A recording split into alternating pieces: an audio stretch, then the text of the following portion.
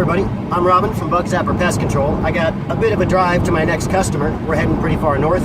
So I thought I'd take a little bit of time to post something here about a problem we have, especially in Lane County, which is the area that I typically work in. So, and it's about chicken coops. We need to talk about chicken coops. Chickens are pretty delightful. You can use them not only as a food source, but they lay eggs. And it's pretty in vogue right now to have them. But there is one particular problem we run into as pest control professionals regarding chicken coops.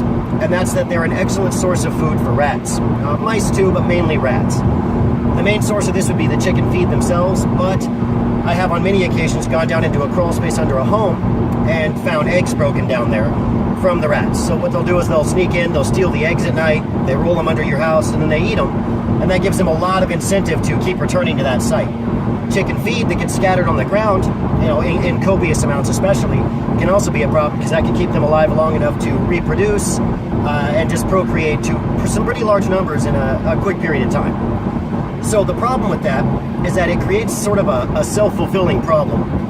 If you have a rat problem due to these chicken coops you have set up, or a chicken coop, and then you come out and let's say you have an exterminator, or if you do it yourself with some traps, and you remove that rodent population, there's a high chance that if they've found that food early enough, they've already procreated enough times to form a colony. So not only are you going to have to do an extensive amount of trapping, you might end up having to look at rodent proofing your home, which can be pretty costly.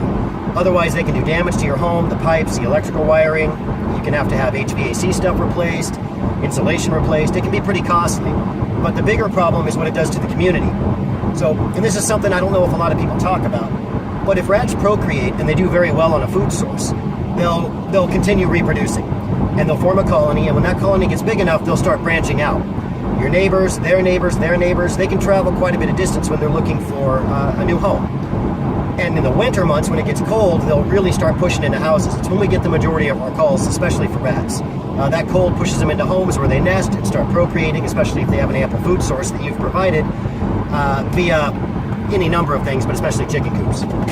So what happens is we can get rid of the rats at your place, but now they've already spread out and created a new lineage at neighboring houses or in the community.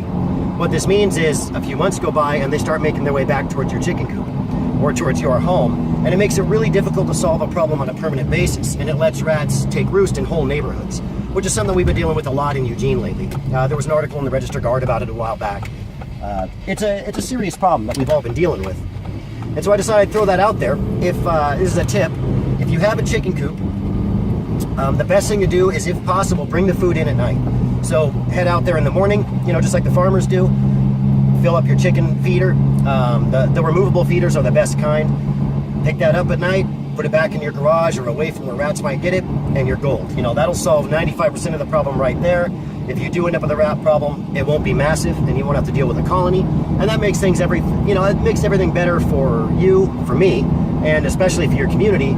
And in the long run, just benefits everyone pretty much equally. That's a good system, and I would highly advise it. That was it. That was my tip to you guys on this long drive.